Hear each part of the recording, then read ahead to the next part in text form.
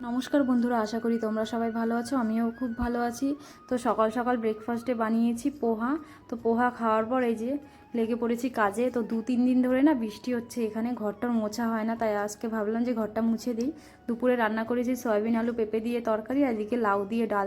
তো স্নান টান করে এখানে পুজো দিয়ে নিচ্ছি। তো পুজো দিই, আমার মেয়েও চলে এসছে পুজো দেবে বলে, দেখো পাশে বসে আছে। এখানে রেডি হয়ে গেছি, 3টে মতো বাজে।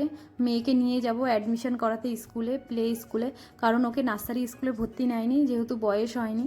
এখানে আজকে মামামের পাপার ছুটি ছিল, এই জন্য নিয়ে গেছে। এখানে মেয়ে তো খেলছে আনন্দে। তো ভর্তি টর্তি হয়ে গেছে, তো এখন বাড়ির দিকে যাব। ওর পাপা এই যে ফাইলটা এই যে ব্যাগে ভরে নিচ্ছে।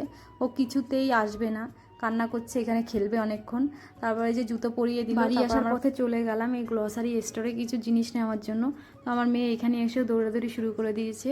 বাইরে বসেছিলাম অনেকক্ষণ, এই যে বলছে ঘরে যাব না, ওর সাথে খেলবো। কিছুক্ষণ খেললো, তারপর ঘরে